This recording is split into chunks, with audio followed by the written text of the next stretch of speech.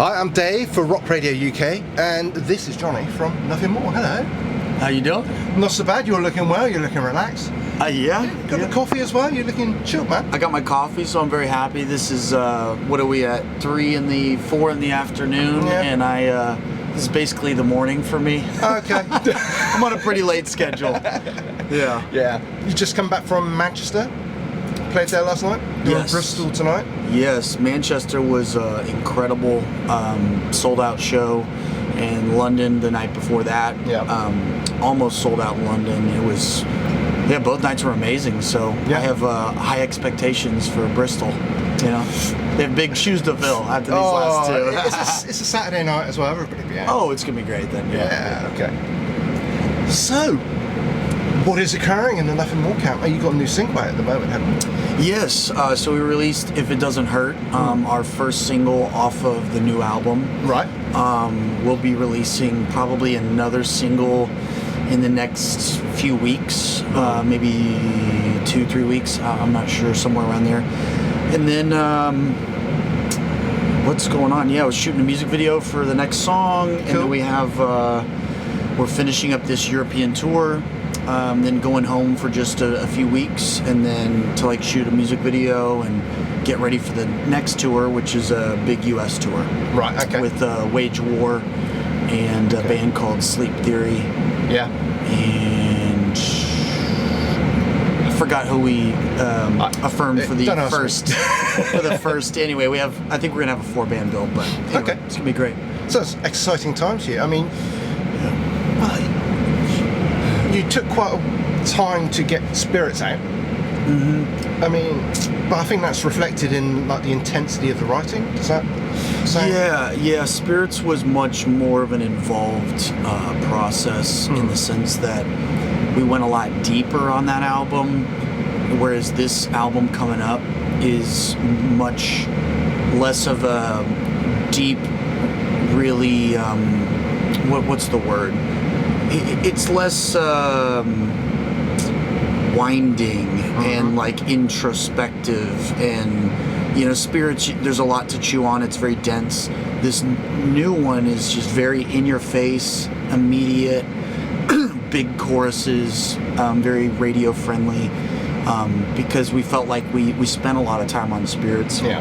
And we kind of did that, so we're like, let's kind of go the other direction for this next one. Okay. Just hit them right in the mouth with every song, and so it's a lot of bangers. Yeah. A lot of very exciting songs. You've gone for a top tier producer as well, haven't you? I mean, Yes. guy in demand. Yeah, a guy named Drew Folk goes by Wizard Blood, so I guess you've done your research. He has. He's done your research for you. Yeah. Yeah, he's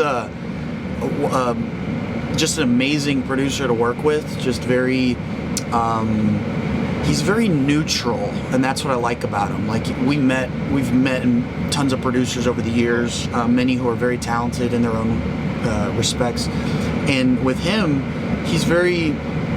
we knew immediately when we talked with him over Zoom that he was the one, because he would just listen, and he would take his time with his response, and he wouldn't try to like make the band something that it isn't. Right. He would try to kind of just take what he's given and make it the best version that it could be. And we find that that's usually a better result. It's usually a more original result than a producer who kind of has a mold and he tries to make every band like the last one that was successful because he's chasing like a formula. Yeah. This guy, You're wearing a Def Leppard t-shirt there. I'm just thinking of Mutt Lange and that formula. I mean, he had quite a formula. He's very, very good producer. But again, like you say, and he had a particular sound. And that works, in the right place, right time. But for this, I guess for our band, we were looking for someone a little more willing to kind of go places with us. And, and so, it's been a perfect match. Yeah. Brilliant. So when's the album due out? We're looking around September for a release. I think we're going to release, like I was saying, another single coming up, and then a single after that that's going to be probably one of our big radio songs of the album, and then maybe one more right when we drop the album. Okay, right. I mean, I look back over your career, and you seem to have actually set a trend for what is the norm for today's rock band, especially in this country. I mean, you were unsigned for quite a while.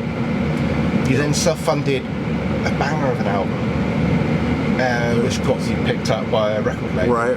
And of course, it's all gone from there. I mean, crowdfunding as well, that album. Yeah. I mean, it was almost unheard of back when you did it. Yeah. So, how do you feel about the industry now?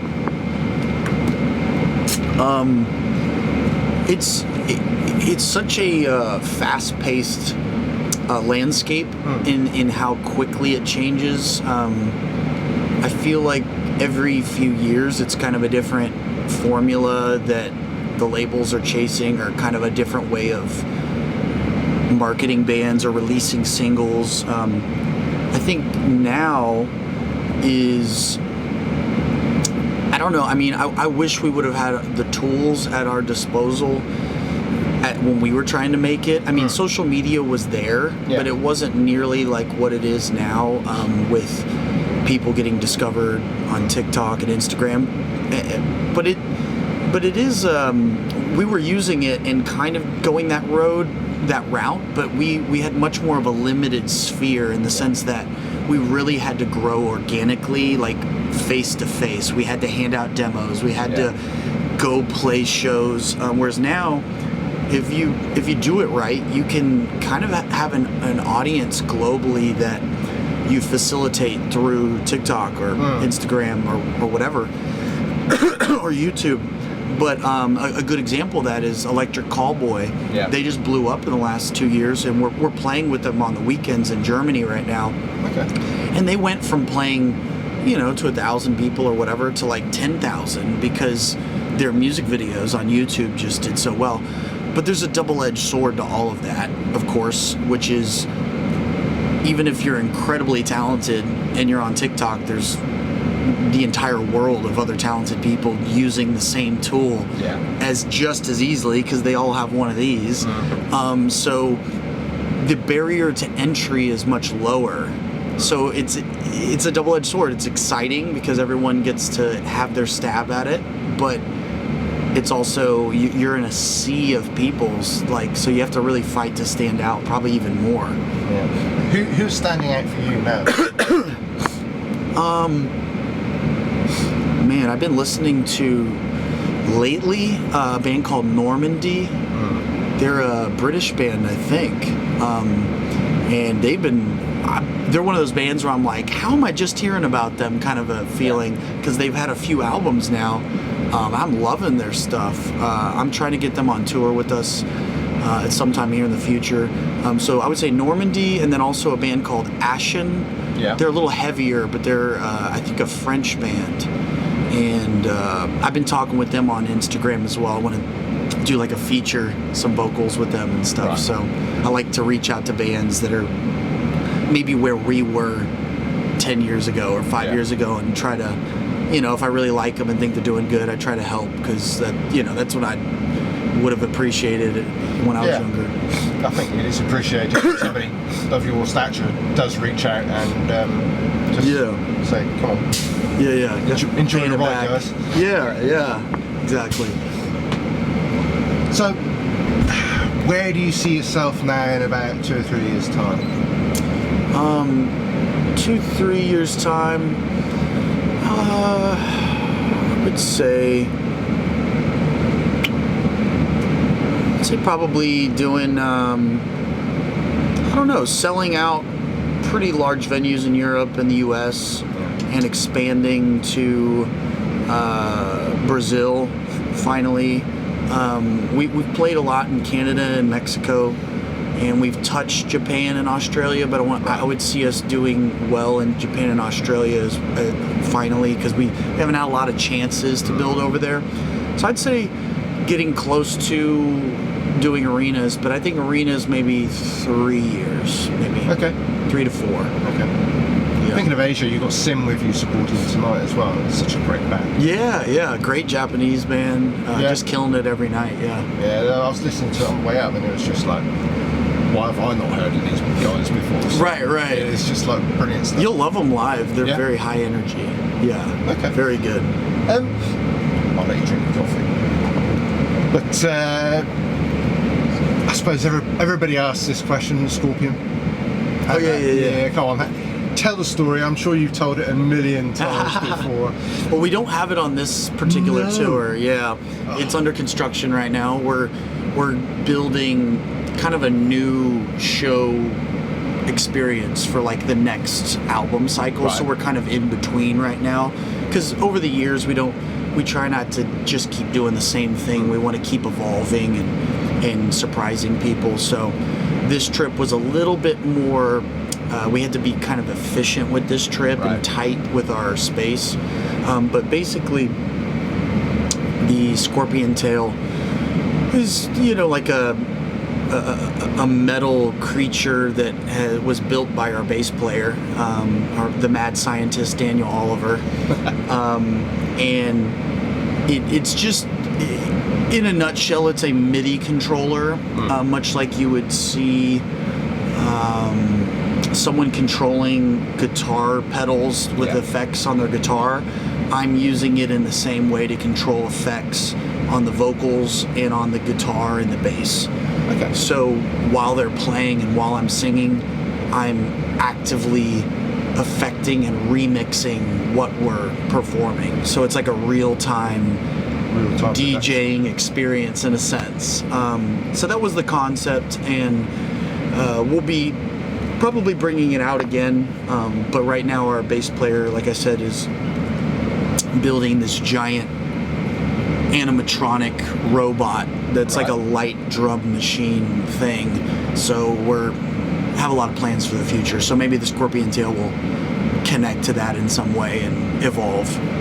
Yeah, that takes me back to the Dio era when he had a dragon on stage. Yes. Stuff like that. So fully automated. Yeah. Pretty good. So you're going for the entertainment factor really, as well as the music. Yes. Yeah. We just need to. We envision us growing a lot on this next album, and just because the marketing and the amount that the label seems to really believe in it, and so they're going to put more behind it. So that's going to allow us to have more funds and more room to like do bigger production ideas. So we've been waiting for that moment, because Dan's been working on that robot for like 3 years. Wow. Yeah. He's got too much time on his hands. You must keep him busy. Oh yeah. Very busy. Okay, I'm not going to take up too much more of your time. Thank you so much for allowing me to speak to you today. Yeah, thank you. I wish you all the very best for the rest of the tour. Yes. Break a leg, as they say, rather than the other word. Well, knock on wood. Hopefully not. On wood. I wish you all the best for the upcoming album as well. Thank you. From the single, it's going to be a belter, so... Yes. Brilliant. I can't wait. Thank you. Appreciate you.